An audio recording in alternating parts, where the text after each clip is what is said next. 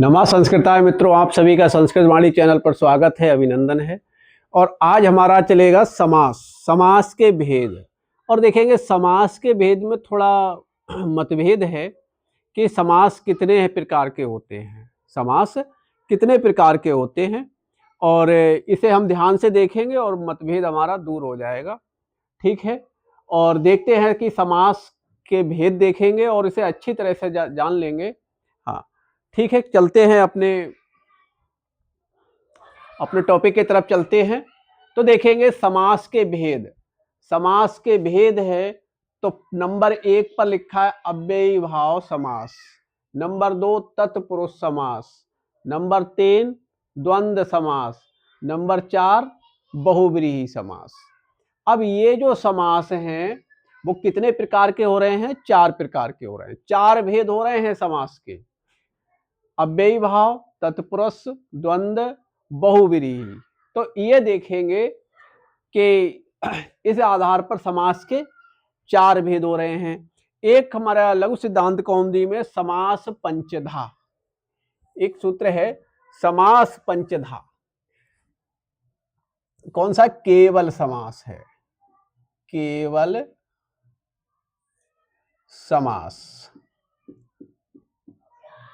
अब देखेंगे केवल समास आ गया। अब इसके कितने भेद हो गए? 5 भेद हो गए: केवल समास, अव्ययी भाव, तत्पुरुष, द्वंद्व, बहुव्रीहि। अब इसके आधार पर कितने समास हो गए? समास पंचधा, समास 5 प्रकार के हो गए। ये क्या है? विशेष। अब देखेंगे इनको है किस तरह से देखेंगे इनका देखेंगे, हाँ व्याख्या करेंगे कि विशेष, विशेष संज्ञा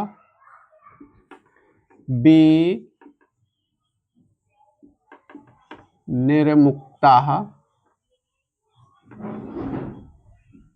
विशेष संज्ञा विनिर्मुक्ताः केवल समासः, केवल समासः।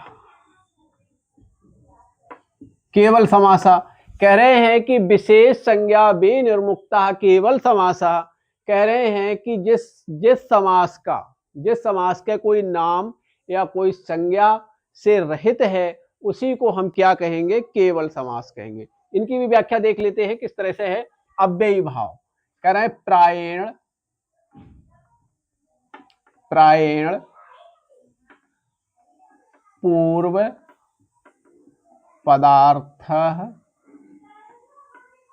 पूर्व पदार्थ प्रधानः, प्रधानः अव्ययी भावः, अव्ययी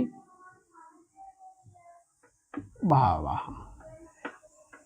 इसका क्या है? कह रहे हैं प्रायेण, प्रायः पूर्व पदार्थ, जिस समास में पूर्व पदार्थ पद का अर्थ, जिस समास में पूर्व पद का अर्थ प्रधान होगा उसी को क्या कहेंगे? अव्ययी भाव समास कहेंगे।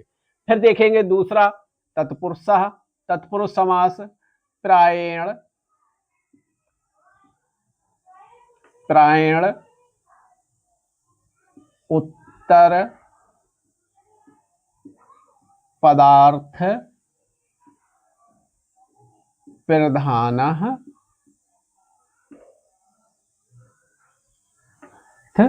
प्रधान तत्पुरुषः, तत्पुरुषः।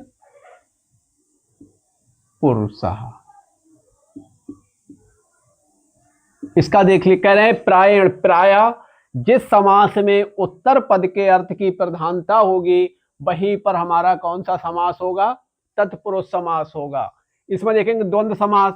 अब इसमें तो पूर्व पद का अर्थ का, पूर्व पद के अर्थ की प्रधानता हो गई, पहले पद की प्रधानता हो गई तो ये अव्ययी भाव हो गया। दूसरे पद की प्रधानता हो गई तो हमारा तत्पुरुष समास हो गया। अब देखेंगे कौन कौन सा पद है? दोनों। कह रहे हैं प्रायेण, प्रायेण उभय पद पदार्थ, उभय पदार्थ प्रधानः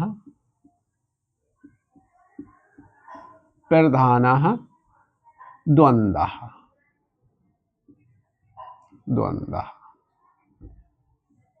कह रहे हैं कि जहां पहले में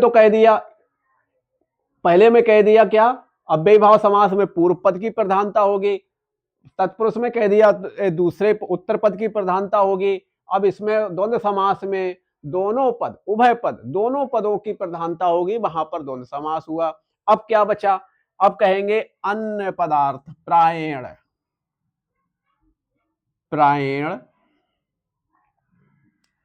अन्य पदार्थ प्रधानः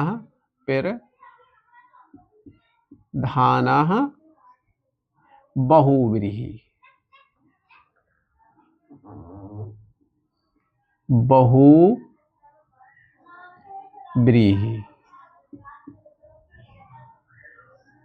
अब देखेंगे, अब यहां पर देख लेंगे, अब कोई पद हमारा नहीं बचा।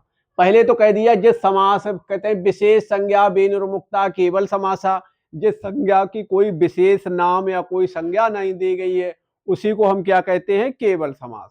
फिर कह रहे हैं कि अव्ययी भाव समास में प्रायण पूर्व पद प्रधाना अव्ययी भावा, जहां पर पूर्व पद के अर्थ की प्रधानता होगी, पहले पद के अर्थ की प्रधानता होगी, वहीं पर कौन सा होगा, अव्ययी भाव समास होगा। फिर कह दिया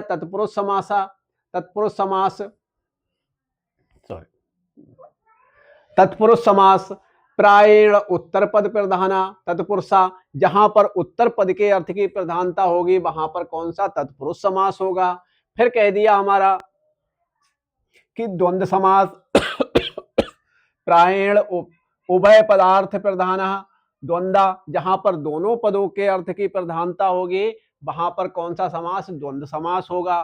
फिर कह दिया बहुव्रीहि प्रायण अन्य पदार्थ प्रधाना बहुव्रीहि, जहां पर अन्य पद की प्रधानता होगी तो वहां पर कौन सा समास होगा, बहुव्रीहि समास होगा। अब देखेंगे इस आधार पर समास के कितने भेद हैं, 5, क्योंकि जिसके कोई नाम नहीं दिया उसे केवल समास, जहां पर पहले पद की प्रधानता होगी वहां अव्ययी भाव समास, जहां पर दूसरे पद के अर्थ की प्रधानता होगी वहां तत्पुरुष समास, जहां पर दोनों पदों की प्रधानता होगी वहां पर द्वंद्व समास, जहां पर अन्य पदों की प्रधानता होगी वहां पर हमारा बहुव्रीहि समास होगा। तो इस आधार पर समास के कितने भेद हो गए, इस आधार पर हमारे समास के हो गए 5 भेद। देख लेंगे, 1 2 3 4 5, इस आधार पर समास के कितने भेद हो गए, 5 भेद हो गए। तो यही है कि यहाँ इस आधार पर समास के कितने भेद हैं, 5 भेद हैं। तो यहाँ पर कितने भेद हो गए, 5। तो देखेंगे पदों के आधार पर, पदों के आधार पर समास के भेद कितने हो गए, 5 भेद हो गए। ठीक, बस इतने, इसके लिए ध्यान रखेंगे कि पदों के आधार पर समास के, क्योंकि जिसमें किसी का नाम नहीं दिया है, किसी के विशेष संज्ञा से रहित है, उसी को केवल समास, जहां पर पहले पद की प्रधानता होगी वहां अव्ययी भाव समास, जहां पर दूसरे पद की प्रधानता होगी तत्पुरुष समास, जहां पर दोनों पदों की प्रधानता होगी वहां द्वंद्व समास, जहां पर अन्य पद की प्रधानता होगी वहां पर हमारा बहुव्रीहि समास। अब यहाँ पर कोई भी पद नहीं बचा, इसीलिए पदों के आधार पर समास के कितने भेद हैं, 5 भेद हैं। ठीक है, अब देख लेंगे, अगर कह रहा है कि विशेष संज्ञा यानी समास पंचधा, क्या कह रहा है, समास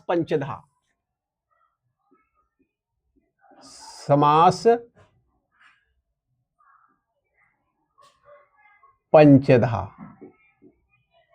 समास पंचधा, तब हमारे समास कितने हैं? 5 हैं। ठीक है। अब अगर हम, तो यहां पर अगर तब तो हमारे 5 हो गए। अगर हम इसके लिए केवल समास को अगर हम हटा देंगे, ये केवल समास को अगर हम हटा देंगे तो हमारे देखेंगे, केवल समास को हटा रहे हैं तो अब हमारे कितने हो रहे हैं? पदों के आधार पर 1 2 3 4, तब हमारे कितने हो रहे हैं? 4 और 5। अगर हमारे केवल समास के आधार पर कह रहे हैं तो हमारे कितने हैं? केवल समास को लेकर के तो हमारे समास के भेद हैं 5। अगर हम केवल समास को अगर हटा दे रहे हैं तो समास को पदों के आधार पर कितने हो गए? 4। अब देखेंगे, अब हमारे और भी समास आते हैं। तत्पुरुष समास का भेद है, ये देखेंगे। कर्मधारय, कर्म धारय समास, कर्मधारय समास, और इसका भेद है द्विगु समास, द्विगु समास। ये हमारे, ये तत्पुरुष का भेद है और ये हमारे द्विगु समास है। ये कर्मधारय का समास भेद हो गया। तो यही है, पदों के आधार पर समास के 4 भेद हैं। अगर कह दे समास पंचधा तो हमारे समास के भेद 5 हो गए। और अगर इस तरह से देख लेंगे, अगर हमारे 1 2 3 4 5 6, तब हमारे इस प्रकार से 6 भेद हो गए। और अगर हम केवल समास को भी ले लेंगे तो 1 2 3 और 4 और यहां पर हमारे 5। केवल समास को ले लेंगे तो हमारे 5 भेद हो गए। केवल समास को छोड़ देंगे पदों के आधार पर तब हमारे 4 भेद हो गए। और हमारे अगर इसे के लिए ले लेंगे तो हमारे 6 भेद हो गए, 6 भेद हो गए। काट दो से, रोक दे। हाँ चलो ठीक है। हाँ, तो हमारे यही देख लेंगे कि हमारे अव्ययी भाव समास, तत्पुरुष समास, कर्मधारय, द्विगु, द्वंद्व, बहुब्रीहि, तो हमारे कितने हो रहे हैं? 6 भेद हो रहे हैं। अगर हम तत्पुरुष के भेद को अगर छोड़ देंगे, तत्पुरुष के भेद को ये हम अगर हटा देंगे, ये, तब हमारे कितने हो रहे हैं? 4 भेद हो रहे हैं। ठीक है, इसके लिए नोट कर लेंगे और अच्छी तरह से समझ लेंगे, और अच्छी तरह से समझ लेंगे। और यही, यहां से ही कोई ना कोई प्रश्न जरूर ही आता है। कोई भी परीक्षा हुई तो ये समास के भेदों के बारे में जो भी मतभेद हैं वो दूर हुए आपके। और अब इसके बाद देखते हैं, नोट कर लेंगे, उतार लेंगे और फिर अगले चलते हैं। ठीक है। हाँ, देखेंगे।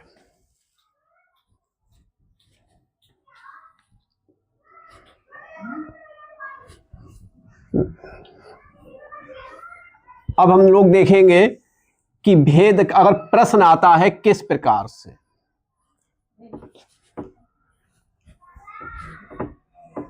अब अगर प्रश्न बनते हैं समास के भेद के ऊपर तो कैसे बनेगा देखेंगे। प्रश्न है, कहें समास पंचधा, समास पंचधा के आधार पर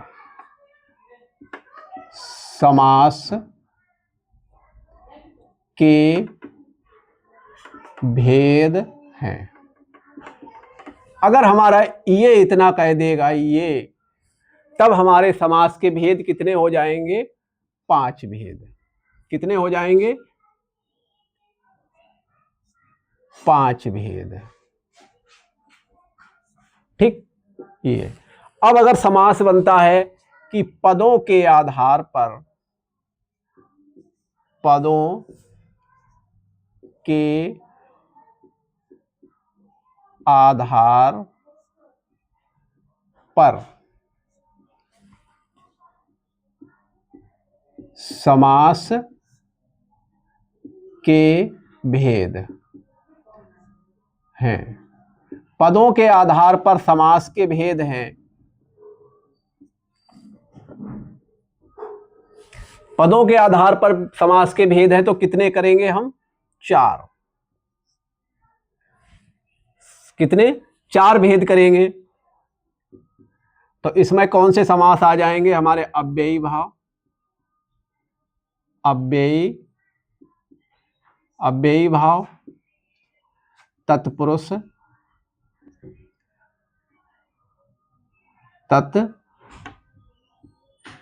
तत्पुरुष, द्वंद्व,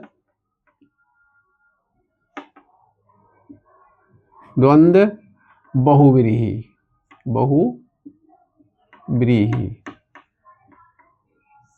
ये देखेंगे कैसे, क्योंकि पदों के आधार पर कहा है तो अव्ययी भाव का पूर्व पद की प्रधानता होती है, तत्पुरुष के दूसरे पद की प्रधानता होती है, द्वंद्व में दोनों पदों की प्रधानता होती है और बहुव्रीहि में अन्य पद की प्रधानता होती है। कोई पद नहीं बचा, तो इसीलिए यहाँ पर समास के 4 भेद हुए हैं। अगर वो कह देता है समास के भेद हैं, समास के भेद हैं, समास के भेद हैं, तब हमारे कितने होंगे? 6 भेद। 6 भेद हैं, 6 भेद हैं। हाँ, ये देखेंगे। अब हमारे समास के कितने भेद? इस तरह से प्रश्न बनेगा, 1 2 3। ये हमारे प्रश्न हो गए कि अगर पूछ लेगा समास पंचधा के आधार पर समास के भेद 5, अगर पदों के आधार पर समास के भेद 4, समास के भेद तो यहाँ पर इसने तत्पुरुष के भेद भी लगा लिया, तो समास के भेद 6। अब हम देखेंगे अगर हमारा टीजीटी और पीजीटी आए, टीजीटी में हम समास के 4 भेद करेंगे और पीजीटी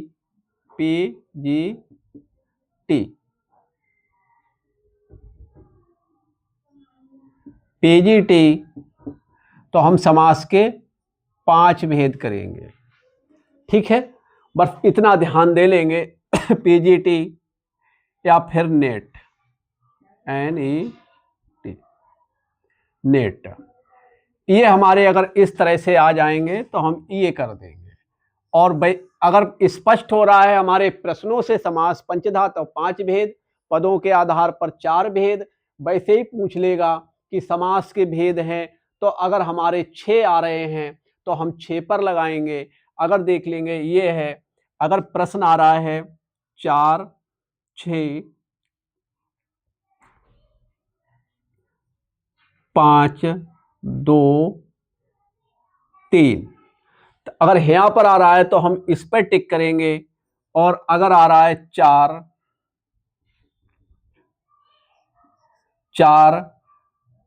6 और कोई भी आ रहा है जैसे 4 6 7, तो हम यहां पर इस पर टिक करेंगे ये। और अगर आ रहा है तो यही ध्यान देंगे कि हमारे अगर इस तरह से अगर कोई प्रश्न आ रहा है तो समास अगर पंचधा कह रहा है तो समास के हम 5 भेद लघु सिद्धांत कौमुदी के आधार पर हमारे समास के 5 भेद हैं, और वैसे पदों के आधार पर हमारे 4 भेद हैं। और पूछ रहा है अगर समास के भेद तो हम 6 लगा है तो 6 लिख देंगे, नहीं तो 6 लिख ही देंगे। और अगर टीजीटी से आप तैयारी कर रहे हैं तब हम 4 भेद लगा देंगे। 4 और 5 अगर दोनों लिखा है, अगर मान लीजिएगा 4 और 5 दोनों लिखा है, तब हम इस पर 5 वाले पे टिक कर देंगे। ठीक है, इतना देखेंगे। और ये अच्छी तरह से आपके लिए समझाने का भरपूर प्रयास किया है और आप समझ ही गए होंगे। और अगर हमारे इससे पहली वीडियो हमने समास परिचय के ऊपर बनाई थी, और ये हमारे समास भेद के ऊपर बनाई है। और अगले हम एक एक करके समासों का वर्णन करेंगे। अच्छी तरह से उसे पढ़ते रहिएगा। तब तक के लिए अपनी वाणी को विराम देते हैं। नमस्कार बंधुओं।